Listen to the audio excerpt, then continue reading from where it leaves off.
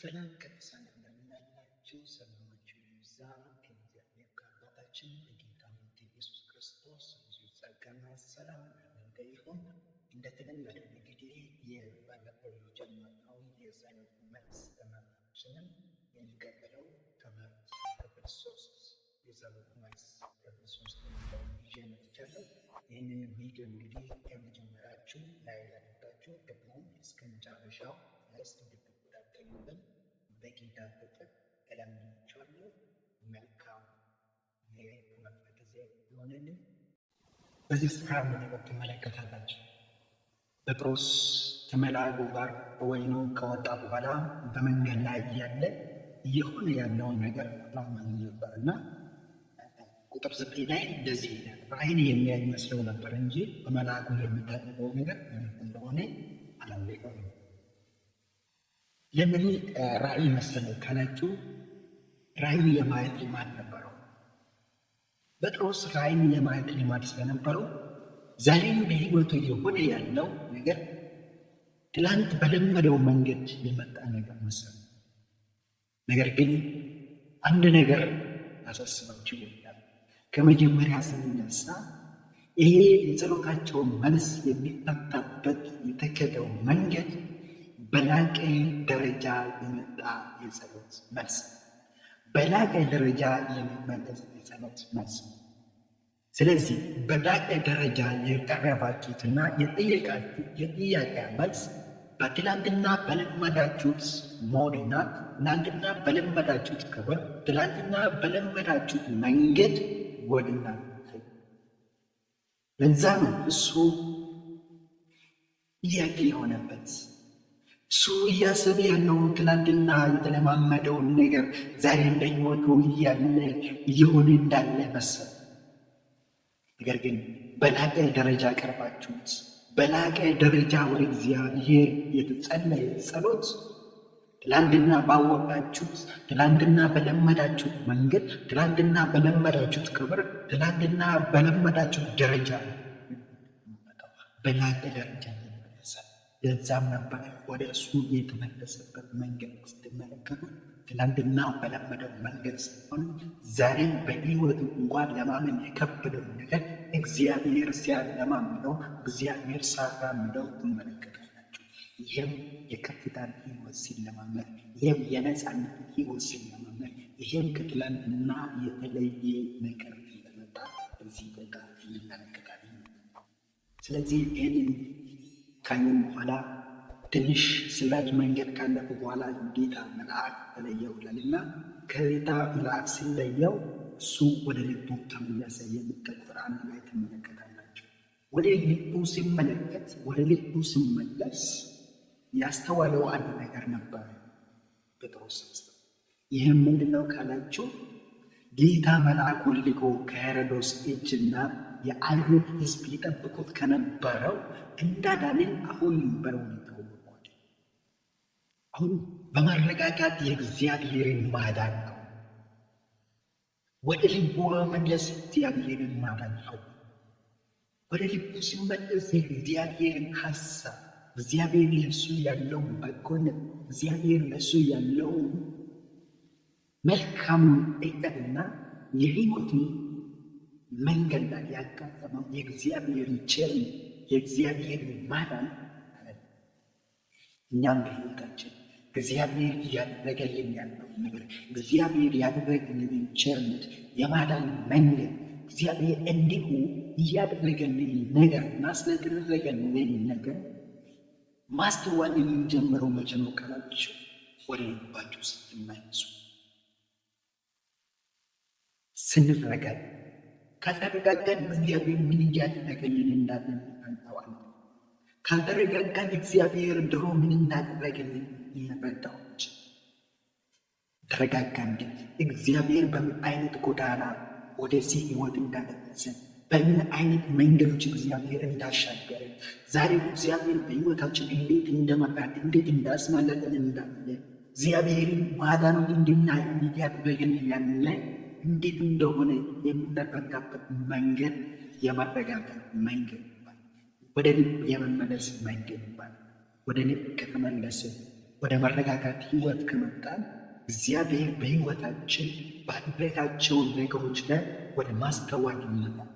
በዚያ ማስተዋል ጊዜ እግዚአብሔር ባደረገልን ነገር ላይ ወደ ምስጋና ህይወት ይመጣል። ለእግዚአብሔር የሚገባውን ክብር መስጠት እንጀምራለን። ለእግዚአብሔር እውቅና መስጠት እንጀምራለን። እግዚአብሔር በህይወታችን ላይ እያደረገ ላለው ነገር እውቅና መስጠት እንጀምራለን።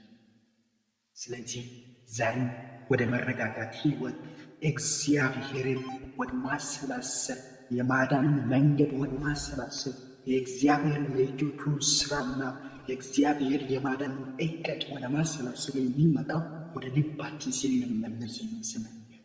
ስለሆነም ዛሬም በህይወታችን ይህንን ህይወት እግዚአብሔር ከኛ ይፈልጋል። የመረጋጋት ህይወት የእግዚአብሔርን የማዳን እጅ የማየት የማስተዋል መንፈስ ከኛ ይፈልጋል።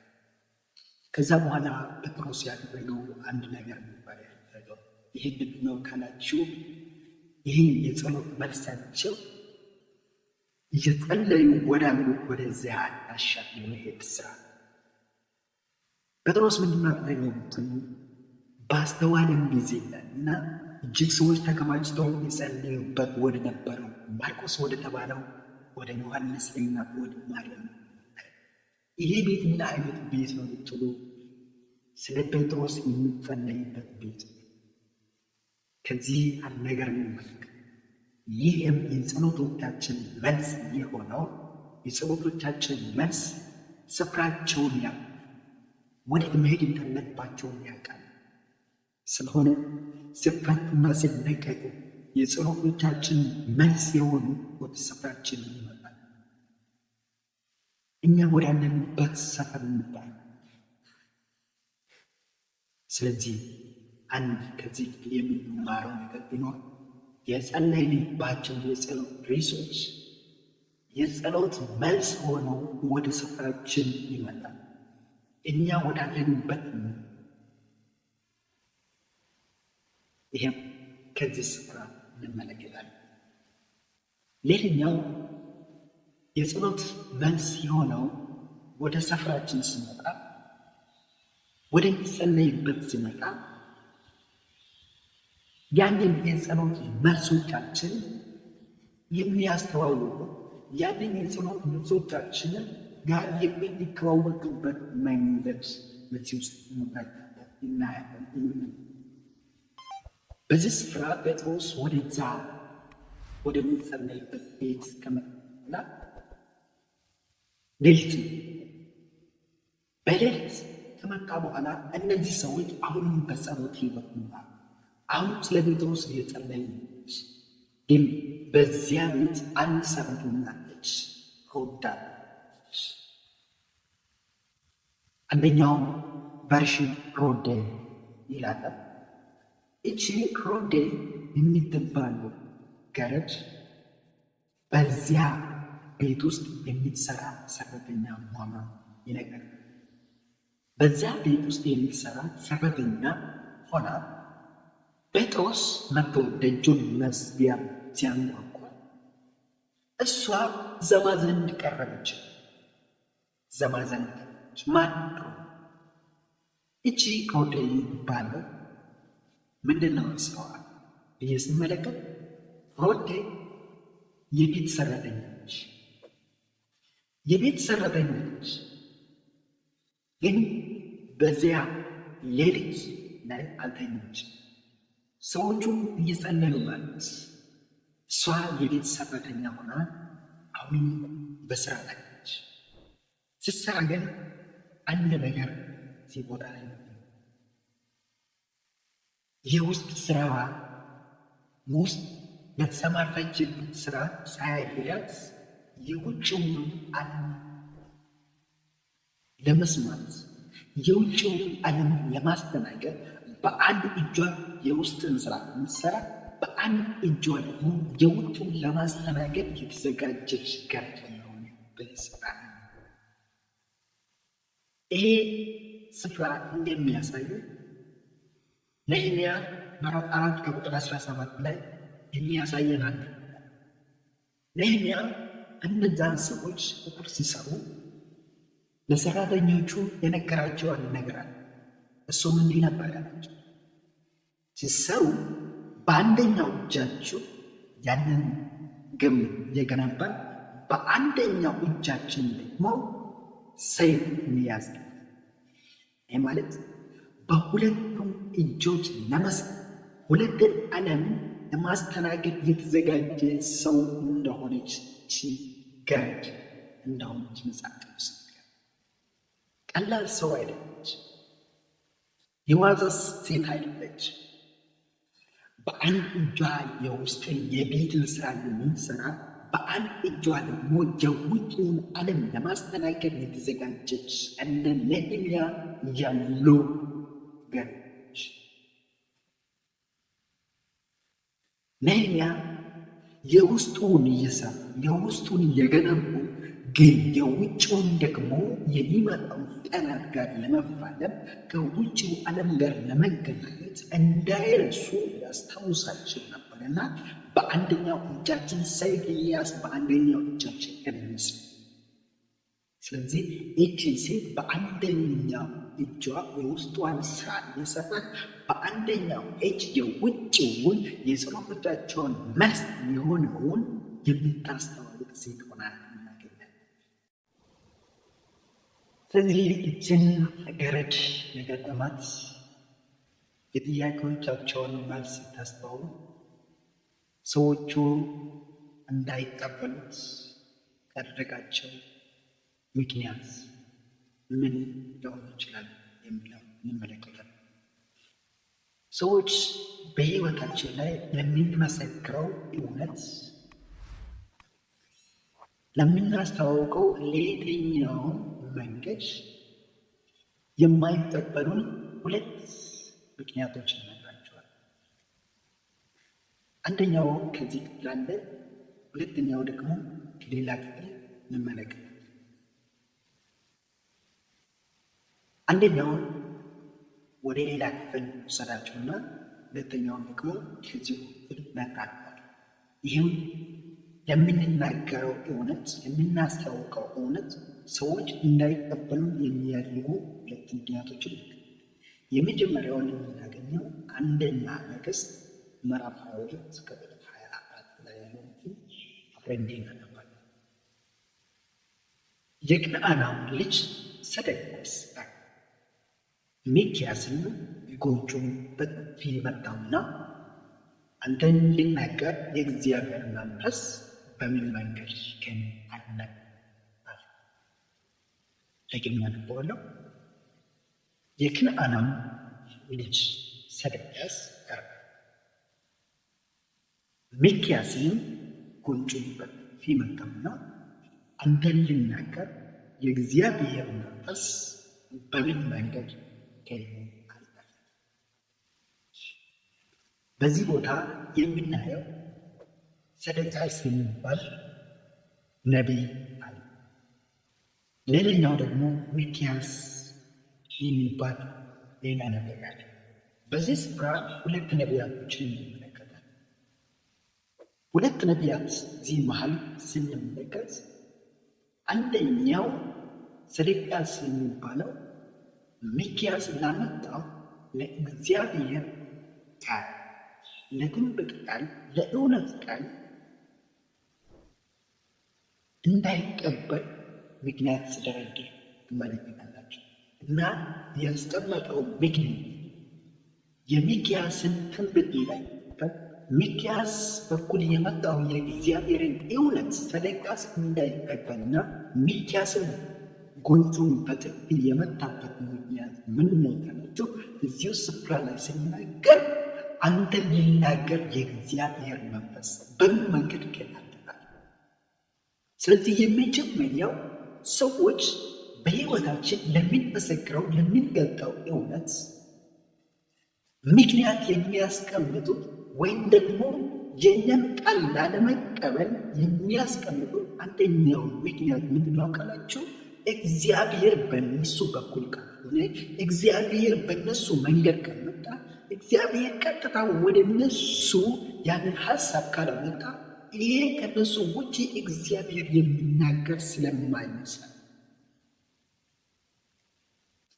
እግዚአብሔር በእነሱ ብቻ የሚናገር ይመስላል። በእነርሱ ዓለም ብቻ እውነት ያለ ይመስላል።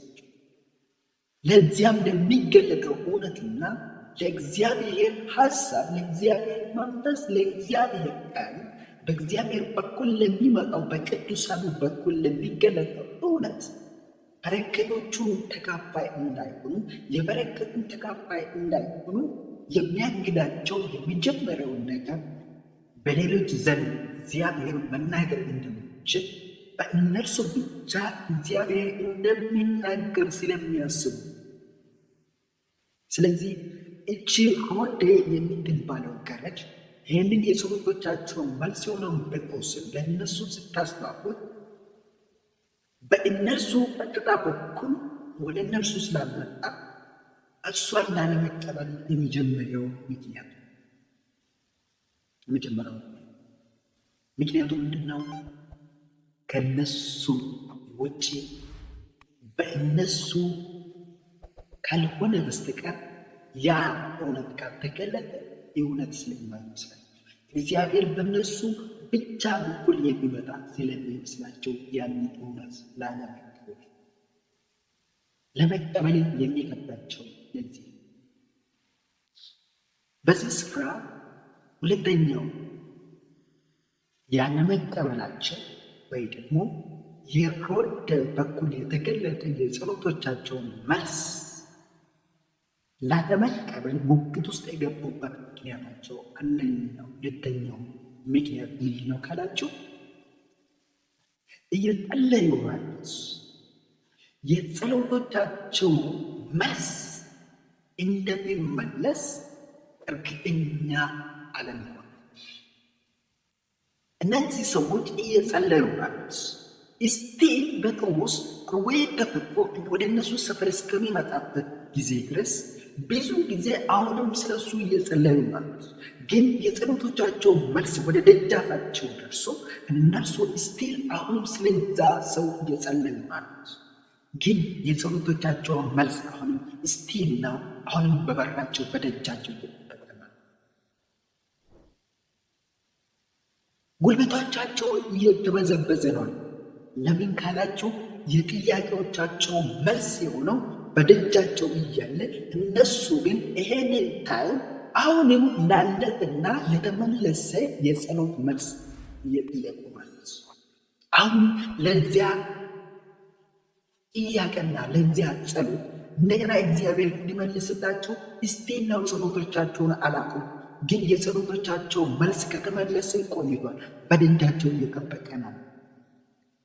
ስለዚህ አንደኛው ነገር ያነሳ ነው በእነሱ በኩል ካልሆነ ሰዎች ለምናቀርባቸው እውነቶች እንዳያምኑ ምክንያት የሆነባቸው ምንድነው ካልን የመጀመሪያው በእነርሱ በኩል ካልሆነ እግዚአብሔር እውነትን የሚገልጽ ስለማይመስላቸው፣ ሁለተኛው ደግሞ በዚህ ቦታ እሷን እንዳይቀበሉ ምክንያት የሆነባቸው ነገር ምንድነው ካላችሁ እየጸለዩ ያለው ነገር እውነት እንደሚሆን ባለማመን።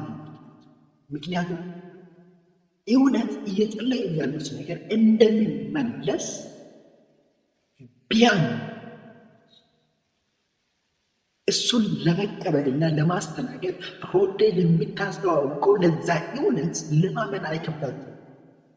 ለምንድን ነው ለማመን የከበዳቸው ካላችሁ በዚህ ድብረት የሚመለስ አይመስል፣ በዚህ ሌሊት የሚመጣላቸው አይመስል።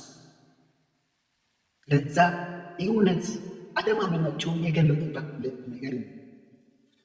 አንደኛው ሮዴ ያችን የጸሎትን መልስ የምታስተዋውቀው ያቺ ገረድ ስትናገራቸው ያንን እውነት ስታስታግጥ በመጀመሪያ ነገር እሷ መግባት እንደዛ ነው። አንቺ ልጅማ አብደሻል፣ እች ልጅማ ነቅላል። አይ እኔ አልነቅች፣ እኔ አላደኩች። በቃ አሁን እስካላበርሽ የጴጥሮስ መልአክ ነው ብለው አለማመናቸው። ስለዚህ የጸሎት መልሶቻችን ጋር የሚያስተዋውቁን ሰዎች እንዳንቀበላቸው የሚያደርጉን እነዚህ ሁለት ምክንያቶች ከዛሬ ወዲህ ከጸሎቶቻችን መልስ ጋር ለመተዋወቅ ተግዳሮት እንዳይሆንብን እግዚአብሔር በዚህ ስፍራ ሊያስተዋውቀን ሊያስተምረን ከመንፈሱ ሊመክረን አስቧልና ወዳጆች ከጸሎቶቻችሁ መልስ ጋር የሚያስተዋውቋችሁ ሰዎች ምላሽ ለመስጠት ያስችላችሁ ዘንድ እነዚህ ሁለት ምክንያቶች ከሕይወታችሁ ላይ እንድታስወግዱ እነግራችኋለሁ። እንግዲህ እቺ ገረድ ሮዴ ያደረገችው እውነቱን ከማስተዋወቅ እውነቱን ከማስረገጥ ወደኋላ እንዳለች ይህ ክፍል ይነግረናል ማለት ነው።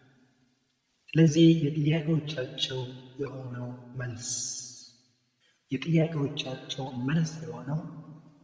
ጴጥሮስ እነሱ እስኪያምኑ ድረስ ወጥተው እስከሚቀበሉ ድረስ በደጅ ነበረ የቆየው። ደጁ ዝግ ሆኖ ስለነበረ መግባት አይችልምና በውጭው ላይ እያንኳኳ ነበር የቆየው። የጸሎት መልሶቻችን እስከምናስተናግዳቸው ድረስ ይቆያል፣ ይጠብቁናል እዛው ደጅ ላይ ሆነ።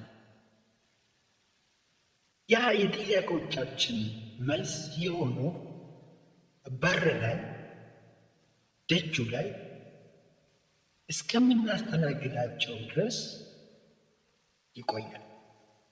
እንግዲህ ጴጥሮስ ማንኳኳቱን አዘወተረ ይላልና ከዛ በኋላ ከፍተው ተገረሙ። ገፍተው ከከፈቱ በኋላና እሱን አይተው ተገረሙና ልክ ከፍተው እሱ መሆኑን አይተው ሲገረሙ ጴጥሮስ ከቁጥር 17 ላይ ወዲያው ያስጠነቅቃቸው። እንዴት አስጠነቅቃቸው ካላቸው በሌሊት ስለሆነ ሌሊት ተፈቶ ወደ ስፍራቸው መጡ። ወደሚጸልዩበት ስፍራ መጡ። ከመጣ በኋላ እነዚህ ሰዎች ከማየታቸውና ከመገረማቸው አልፎ ሊጮሁና ከደስታቸው የተነሳ ሊያደርጉት ያለው ሪያክሽን ስላለ ያን ነገር ደግሞ የውጭው ዓለም ላይ ረብሻን ስለሚፈጥር ደግሞ ይልቁንም ምንም ትርጉም ስለሌለው ትርጉም ላይኖረው ስለሚችል ለውጭው ዓለም ምክንያቱም ጴጥሮስ ምን እንደሆነ ከየት እንደመጣ ስላለ የውጭው ዓለም ምንም አይ። ነገር ግን ለእነዚህ ሰዎች እየጸለዩ ያሉበት የጸሎቶቻቸው መልስ ስለሆነ ከዚህ የተነሳ ብዙ ሌሊቶቻቸው የሰሙበት፣ የእንቅልፍ ጊዜያቸው የሰሙበት፣ የትኩረት አቴንሽናቸውና አቅጣጫቸውን ያስቀየረባቸው ሌሊት ሙሉ ስለርሱ የጸለዩበት ስለነበረ ከዚህ የተነሳ ለጥያቄዎቻቸው መልስ ጋር ሲገናኙ ለሚያደርጉት ሪአክሽንና ሊያሳዩትና ሊያሰሙ ስላለው ጩኸት ይህንን ስለተረዳ እሱ አንድ ነገር ነበር ያደረጋቸው። እሱ ምን አደረገ ሲባል ልክ ከብቶ ሲታወቁት ከእሱ ጋር ሲቀርቡ ያስጠነቅቃቸው። እጁን ጠቅሶ ይላል፣ በእጅ ጠቅሶ ዝም እንዲሉ ማለት ዝም በል ለማለት እንዲሁ ድምፅ አይደለም ነበረ። ለምን ዝም አሰኛቸው? ለምን ጸጥ እንዲሉ አደረጋቸው ብዬ እግዚአብሔር ይስጠኝ። ጴጥሮስ ለውጭው ዓለም ጴጥሮስን በጴጥሮስነቱ ብቻ በስም ደረጃ። ስለዚህ በውጭው ዓለም ላይ አንደኛ ሌሊት ነው፣ ሁለተኛ ደግሞ ሁካታ ሊፈጥር ይችላል፣ ሶስተኛ ደግሞ ምንም ነገር አይደለም በነሱ ዘንድ። ይሄ የጥያቄዎቻቸው መልስ የሆነው ያ ጴጥሮስ ዋጋ የለው የገበረ የሆነው በነፍሱ ቤት ብቻ እንጂ በሌላው ዓለም ይህንን ያላንጸለየ ሰው ምንም አይደለም። ለነገር ግን ለነዛ እየጸለዩ ለነበሩ ሰዎች የጉልበቶቻቸው ዋጋ የሌሊቶቻቸው የጥያቄዎቻቸው መልስ እንደሆነ፣ የእንባቸው መልስ እንደሆነ፣ የትኩረታቸውን አቅጣጫ ያስቀየረባቸው ነገር ስለሆነ ያ ውበትና ዋጋ ያለው ነገር በእነርሱ ዘንድ ብቻ የገበረውን ነገር በሌላው ዓለም ላይ ምንም ትርጉም የሌለው ነገር ለውጭ እንዳያሰሙት ደስታቸውን ራሳቸውን ብቻ እንዲያጣጥሙ ስለሚፈልግ ጸጥ እንዲሉ ዝም እንዲሉ በእጁ ጠቅሶ ደግሞ እግዚአብሔር ነው ወይ እንዴት እንዳወጣው ተደረገላቸው ብሎ ይነግረናል። ስለዚህ በዚህ ስፍራ የሚነግረን ነገር ምንድን ነው ካላችሁ የጥያቄዎቻችን መልስ ዋጋና ክብር ያላቸው በእኛ ዘንድ ለጸለይ ነው ለእኛ በጓዳ ለጸለይ ነው ለእኛ ለተንበረከክ ነው ለእኛ ጊዜያችን ለሰጠን ለእኛ እንጂ ለሌሎች ምንም ስላይ ነው በዚህ ስፍራ እግዚአብሔር መንፈስ የሚነግረን። ስለዚህ እንዳይጮሁበት ካስጠነቀቃቸው በኋላ እግዚአብሔር ከወይን እንዴት እንዳወጣው ታረደላቸው ይላል። ይህን ሁሉ ስፍራ መጥቶ ያ ደጅ ላይ ከደረሰ በኋላ ሌሊት ነው። በዛም ላይ ብርድም ሊሆን ይችላል።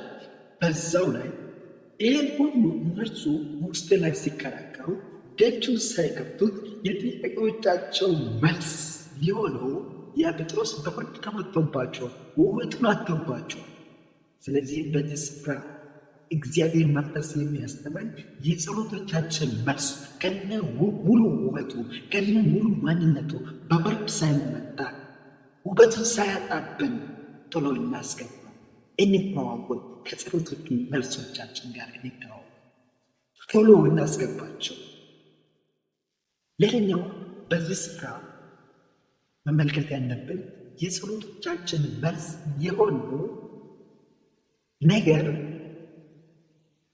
መቀበላችን ወይ ደግሞ የጸሎት መልሶቻችን እንደተመለሱ የምናውቅባቸው መንገዶች 4 መንገዶችን እነግራችኋለሁ። የጸሎት ጥያቄዎቻችን እንደተመለሱ የምናውቅባቸው አንደኛ ነገር ቅጽበታዊ የሆነ መረጋጋት፣ ኢንስታንታኒየስ መረጋጋት። የሆነ ግራ መጋባት ነበራችሁ፣ የሆነ ውስጣችሁ ያወገው ነገር ውስጥ ነበራችሁ። በዚያውኑ ሞመንት እየጸለያችሁ ያላችሁ እንደ ድኳን ከላያችሁ ላይ ከተነሳ የሆነ ሰላም ከተቆጣጠራችሁ የሆነ ከሁኔታችሁ የሚያስወጣችሁ ሰላምን የሚሰጣችሁ ሞር ወደ እግዚአብሔር የሚያጠቃቃችሁ ሞር ነፍሳችሁን ሊያረጋጋ ሞር ወደ እግዚአብሔር እንድትጠርጉ ወደ እግዚአብሔር የሚያስጠጋችሁ በተስፋ የሚሞላችሁ ኢንስታንታኒየስ የሆነ ቅጽበታዊ የሆነ ምላሽ ሲሰሙ አንደኛው መንገድ አንድ እህት ነበረችና ምስክርነት ነው። እንግዲህ አንድ እህት ነበረችና በጣም ተጨንቃ ነበረች። በብዙ ነገር ተበሳጭታ ነበር። መንፈሷ ታውቆባት ነበርና ብዙ ሌሊቶችን እንቅልፍ አጥቻለሁ እያለች ነበርና ጌታ በጉባኤ መካከል መጣ። ስትመጣ ተናገራትና የነበረችበትን ስታተስ እግዚአብሔር ነገራት። ከዛ በኋላ ጸለይንላትና ልክ ስንጸለይላት በኋላ ላይ ነው መሰከረችው። እኛ እኝን አናውቅም። እንግዲህ ስንጸለይላት እንዲህ አለች፣ ገና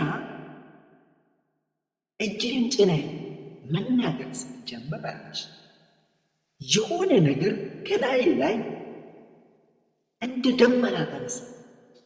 የሆነ ነገር ቀለለኛለች። ወዲያው ሚስታን ታውቃ ነበር፣ ግን ልክ እጅን ጭን ገና መናገር ስትጀምር ከላይ ላይ ተነሳ። ስለዚህ የመጀመሪያው የጸሎቶቻችን ጥያቄ መልስ እንደተመለሰ የምናውቅበት ቅጽበታዊ የሆነ መረጋጋት፣ ሰላም። ይህንን አንደኛው ከሐና ባለፈው ተመልክተናል። ሐና ገና የጥያቄዋን መልስ ጋር ሳትገናኝ ኤሊ የለመንሽው እግዚአብሔር ይስጥሽ ላት ኢንስታንታኒየስ በሆነ ደስታ ወደ ምትሞላቸው በዛው ቅጽበት ነው ውስጧ ሰላሟ ደስታዋ፣ የፊቷን ፈገግታ ተመልሶ ሆና ሄደችው። ስለዚህ አንደኛው መንገድ ሰላም የሆነ መረጋጋት፣ ሁለተኛ ደግሞ በጸለያችሁበት በዚያ ጉዳይ እንደተመለሰ ከሆነ ነገር ምስክርነት ልትሰሙች ምስክር በዛ በጸለያችሁበት ጉዳይ እንደተመለሰ ምስክርነት ለመስሙ። ሶስተኛው የተገለጡ ሂደቶች ወይም ደግሞ በነበርንበት ነገር ላይ መሻሻሎች ከታዩ የመዳን ምልክቶችን ማየት ከጀመረ ፕሮግረስ ማየት ከጀመረ ጸሎቶቻችን እንደተመለሰ ነው። ይህንን አንደኛው ታሪክ አስታውሱ። ጌታ ኢየሱስ አንደኛው ሰው ሲጸልይለት ዓይነ ስውር ነበርና ልክ ዓይኑ ላይ ጭኖ ሲጸልይለት ምን ይታያል ስለው ሰዎች እንደዛም ሲንቀሳቀሱ ያለ። አሁን ጸሎቱን ተመልሷል። መዳኑ እንደተመለሰ የምታውቁበት አንደኛው መንገድ መጀመሪያ ምንም ካለማየት ወደ ማየት ደረጃ ውዛል። ሰዎች እንደዛም ሲንቀሳቀሱ አያለ፣ ግን ሙሉ አይደለም፣ ግን ፕሮግረስ ጀምሯል።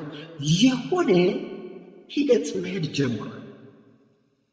ስለዚህ እነዚህ ነገሮች በማየት ለምሳሌ በጤና ጉዳይ ሲሆን ትላንትና ከሚሰማችሁ ስሜት፣ ትላንትና ከሚሰማችሁ ስሜት እና ምልክቶች እየተሻሻላችሁ የመጣችሁ ካላችሁ ነገራችሁ ሪከቨር እያደረገ በመጣጣት ይሄ እያሳየ ያለው የጸሎቶቻችሁ መልስ እየተመለሱ እንደሆኑ ማወቅ አለበት።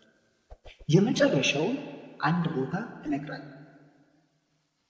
የመጨረሻውን የሚነግራችሁ አንደኛ ቆሮንቶስ ምዕራፍ 10 ከቁጥር 13 ላይ በነበራችሁበት ግራ መጋባትና ጥያቄ ውስጥ እዛው እያላችሁ ከጥያቄው ሳትወጡ፣ ነገር ግን በዛ የጠየቃችሁለት ላለው ጥያቄ ራሳችሁ የመውጫ መንገድ ከታያችሁ ጸሎቶቻችሁ የሚመለስ።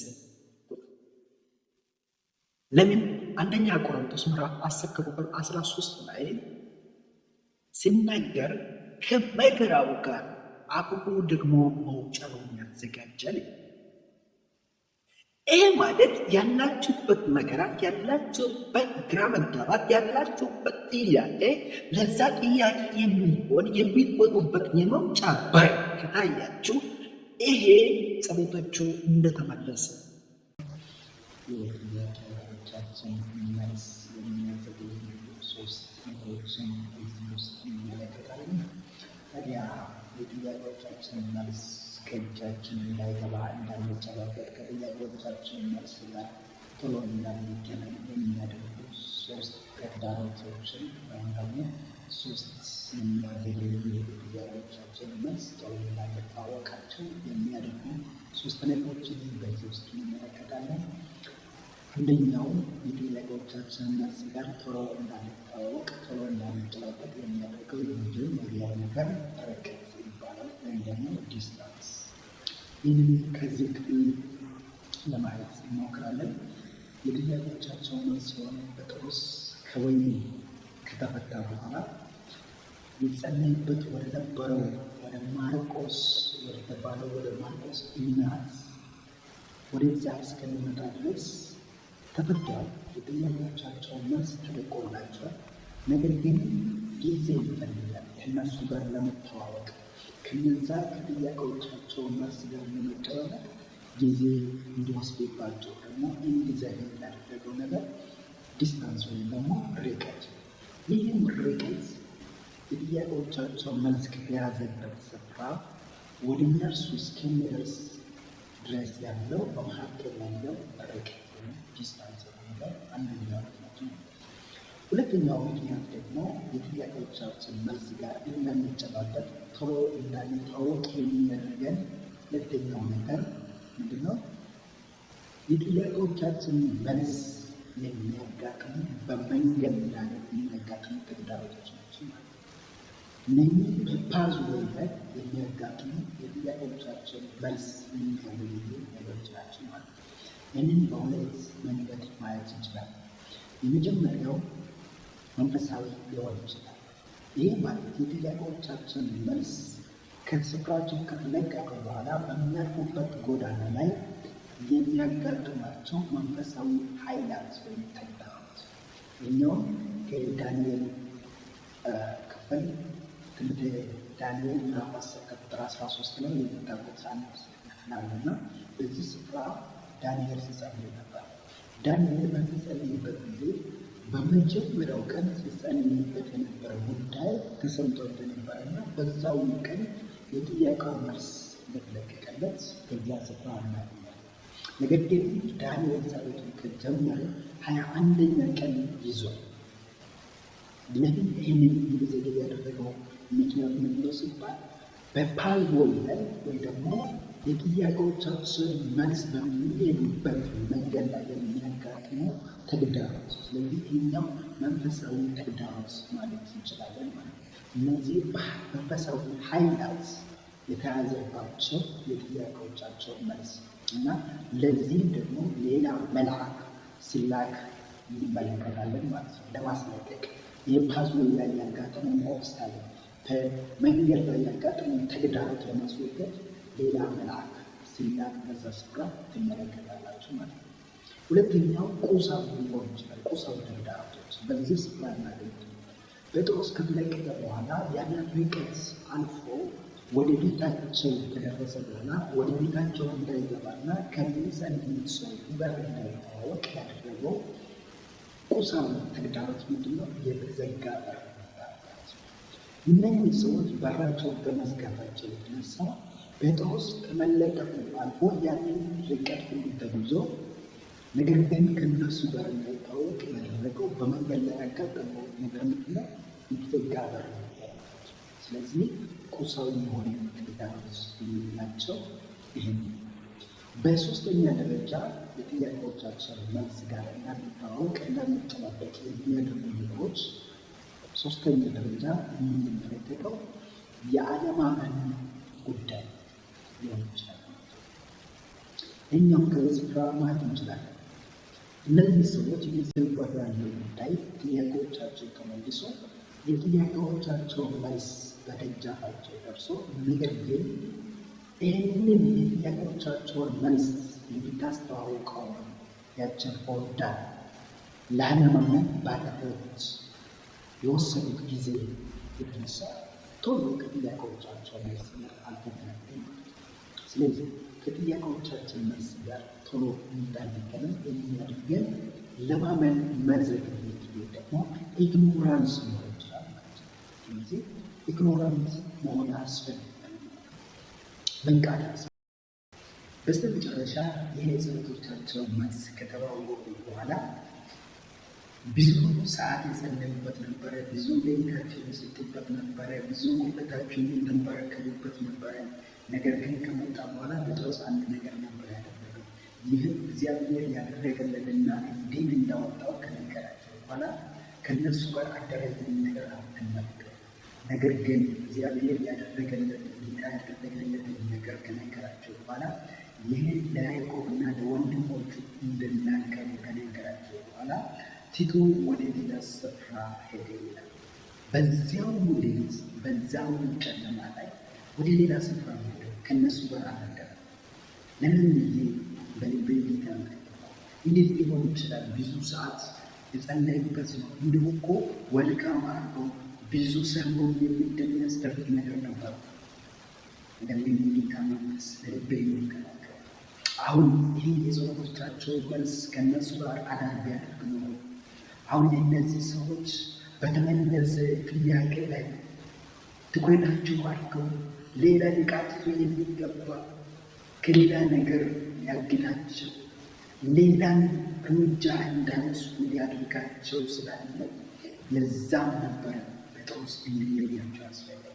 ምክንያቱም በተመለሰው ጉዳይ ላይ እዛው አቴንሽናቸው ተይዞ እዛው ሀሳባቸው ተይዞ ሌላ ነገር ሌላ እርምጃ እንዳይወስዱ ወደ ሌላ የህይወት ጎዳና እንዳይራመዱ በዛ ነገር እንዳይዘናጉ ጴጥሮስ እንደተለያቸውና እንደሄደ የተስፋ ተመለከታቸው። ስለዚህ ወንድሞች የጥያቄዎቻችን መልስ ለእኛ ከተመለሰ በኋላ ሊያዘናጉ አይገባም።